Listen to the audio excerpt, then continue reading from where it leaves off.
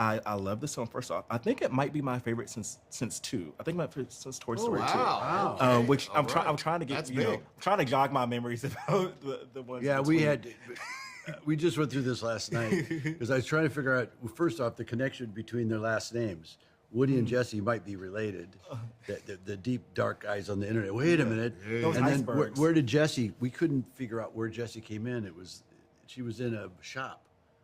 You were being remodeled, and they painted over Andy on your. Oh, foot, yeah. And Jesse was involved in that. It was Bullseye with her. I think. I think so. Man, Yeah, there you now- go. now- All of a sudden, I went, wow. Quite the saga, yeah. Because she wasn't in one. We were talking No, about. she was in two because she was part of Woody's Roundup. Right. The TV show. And then Bullseye was too. Then. Yeah. So the horse was in Yeah, there. and Bullseye, yeah. Because I was trying to think of when did Buzz take a shine to her, and I think there's a scene in there. Go, look at that. Oh, yeah. Because Buzz came out of his classic fillet. Because Bo Peep wouldn't give Buzz the time of day. Because she was already. We had already had. Already, you guys had something going on. and now look at it. Now look at everyone. Yeah. Yeah.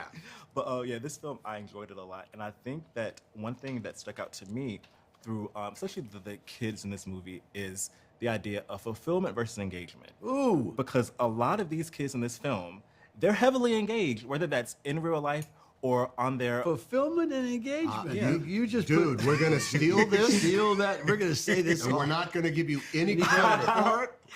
But that you have just put your finger on the reason this movie exists in the first place. The difference in a child's life between fulfillment and engagement. Yeah. So why do you think that it's important for a film like this to tackle what it means to have a healthy balance of both and to not be over engaged but also have meaning behind that? It's courageous, I think, chancy for Pixar and Disney to do it since they are heavily involved in devices and AI. It saves it to me when Lily, at the end, realized, forgive the way it sounds, her place. She goes, I was built by you, and I don't want to hurt you. It's Isaac Asimov, iRobot. Dictate the first thing that robots must know is they cannot harm a human. And Lily Pad learns that at the very end. I'm here to help. I'm a toy also. Yeah. And I love that at the very end. We're not there yet with AI at this point. Not quite. No. But it's No kid playing with the toy has had their feelings hurt by that toy. Yeah. Every kid, I'll say every kid, on a screen somewhere can read something That hurts that is them. incredibly hurtful that someone so easily types Yeah. to it. And there is another difference between the push and the pull of something as fabulous as tech that can open your lives to many other things, but can also suddenly Open everybody to gossip. Yeah. That's what I said. It's like the student commons at my high school. You'd hear, wow, I didn't know that guy was an alien, because he came from outer space. You'd hear stuff and then you'd repeat it. And then the third person that heard it's like the telephone game. Yeah.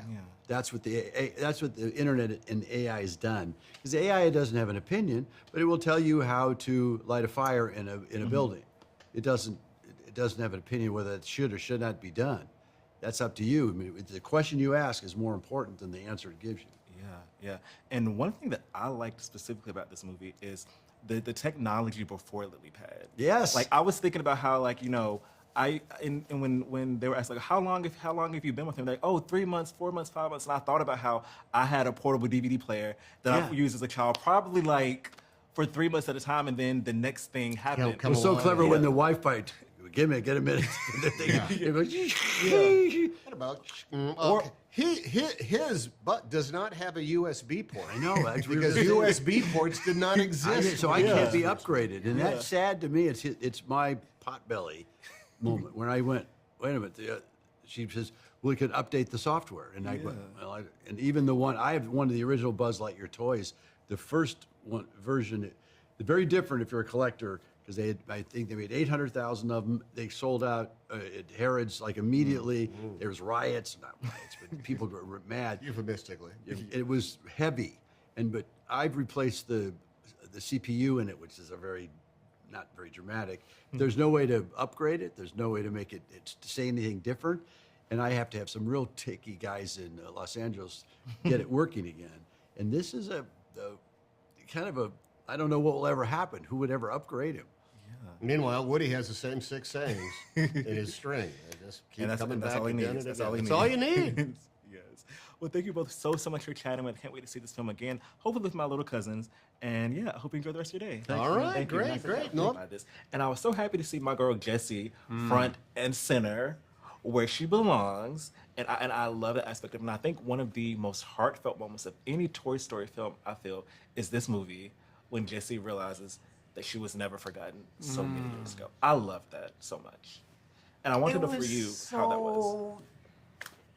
And then I love what she says too, which is, I was there and I loved her and I had to believe that was good enough. You know, and that's all you can do is make an impact at the time, and people grow and change, and you know, you may not be a part of their life, or like as a parent, your kids go off and they're not paying attention to you anymore, but hopefully you did enough. And it makes me always think about like how many relationships we have, friendships we have, and so many times, you know, just because they are short in time, you always wonder about their impact. And it makes you think like, even though a relationship only lasts a while, even though if you only may know someone for a few months, it's those core memories that you build that impact that last long. So that scene was like, I was like, I'm getting a little bit emotional at the theater. It's really making an impact. But I love that aspect of this movie. And also, Tony, for you, I think one thing about this film, it dives into fulfillment versus engagement. Because all these kids in this film, most of them are very engaged. They're engaged with each other, maybe not in person, but, you know, through, you know, the lily pad, which, you know, just makes you think about, like, kids and iPads. Yeah. But even though they're engaged heavily, they may not necessarily be fulfilled. Yeah. So why do you think that's an important theme for this movie to tackle, and making sure that kids have meaningful dynamics, whether that's online, whether that's... Question. Really good, really good question. That made me think also, like, Pixar would not have done another Toy Story if there was not a story to tell. Right. And the time we're in right now, where technology, it's obviously not going away, but I love that they're not coming from a place of bashing it. You know, it is a reality, but it's a sense of true connection that should take priority. Nothing can replace that. And I think it is. We can't negate the fact that there is a tool technology that is connecting people, which is great, and these kids are. But man, as long as they keep the play, as long as they keep the connection with each other, you know, and that balance.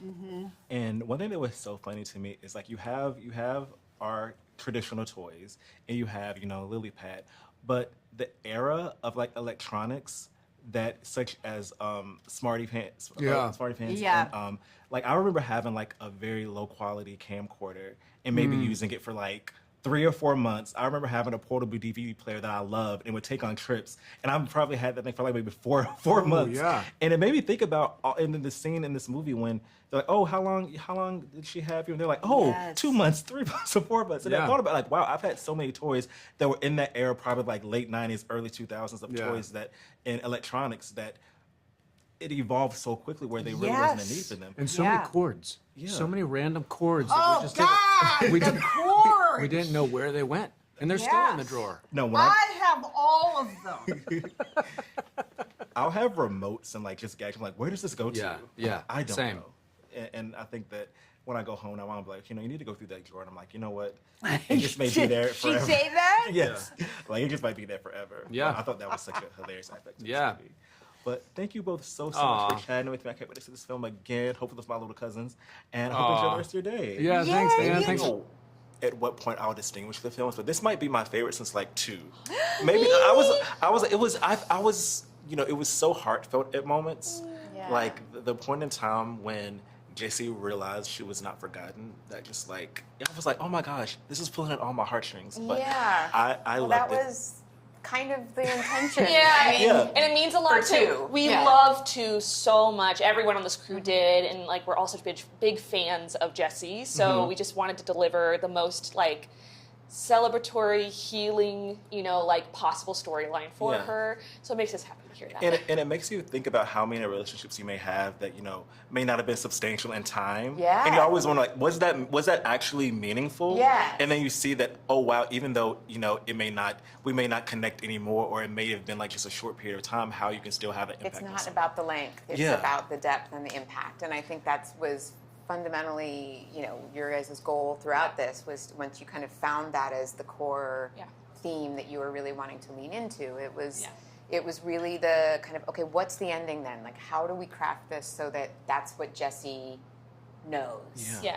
Because I think that was always the, like, what does Jesse need at the end of this? And we tried, you guys were like, we tried different things, different Yeah. versions of it. And it was like kind of feeling around for like, what's the right thing? And what does she really need? And I think exactly that, which is this sense of understanding that time is somewhat irrelevant. It's the impact that you have can feel like invisible to you, and the gift of understanding that impact at the end. It's transformative. It's transformative. Yeah. Yeah.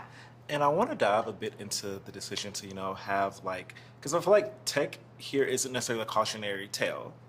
It's one where it kind of seems like they can work in tandem. It's not always either this or that. And the story that comes together at the end is kind of, they can be complementary of one another. Why do you think that was important to kind of have the narrative be that, as opposed to just being like, okay, iPads are ruining our children? Yeah. Well, and all those feelings have validity. We started developing this movie with a lot of emotions around tech in our own lives. Like, our crew is made up of parents who are figuring out the challenges of like boundaries with tech with their children. I, meanwhile, am like, gosh, I wish I was on my phone less. It's this very complex part of our lives right now. And that's why it didn't feel true from the beginning to just kind of paint everything but black and white around LilyPad, around our tech usage. It starts getting kind of shamey and judgmental, but it also, again, just doesn't feel like it's true to what we're going to be dealing with for these, the rest of our lives. Yeah. Tech is embedded in our lifestyles. And so what is the most optimistic, story we can tell? What's one that just makes folks feel seen and hopefully empowered? Yeah. That always ended up being the goal. Yeah. And one thing that I took away from this is kind of like fulfillment versus engagement.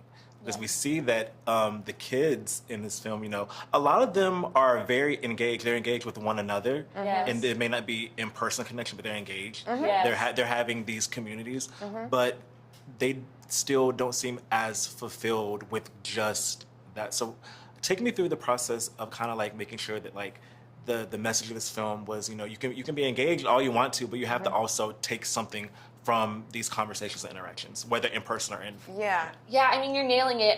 A lot of our conversations just started really blooming when we were digging into connection and the idea of there are many types of connection. And LilyPad and Jesse initially have very binary points of view on what... Opposing. Yeah, One might say. opposing, conflicting Right. battles on what, what's fulfilling versus just engaging. And so we wanted to just like continuously keep exploring that, especially in how Jessie slowly opens her heart up to these device characters who, regardless of her biases, they have deeply fulfilling relationships with their own kids.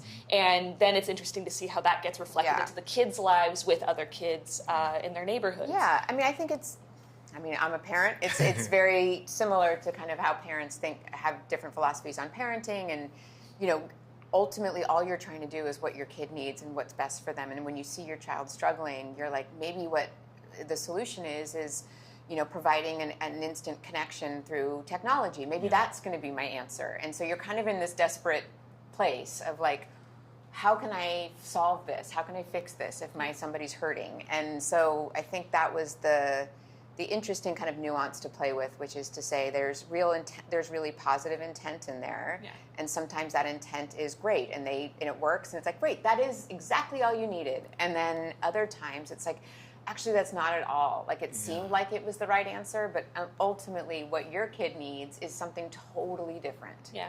And I think that's the case for Bonnie, is like she needs to play. Yeah. Like that's her superpower, is that she comes alive when she's in her imagination, she comes alive when she's playing with her toys and trying to find the friend. And that's Jesse's goal the whole time. It's like, I know she needs something different. So it's that intuition versus data Yeah. that I think we're also playing with in between these two characters. Yeah, absolutely, absolutely. Well, thank you both so much for chatting with me. I can't wait to see you. this film again, and enjoy the rest of your day. Thank Oh, you. you too.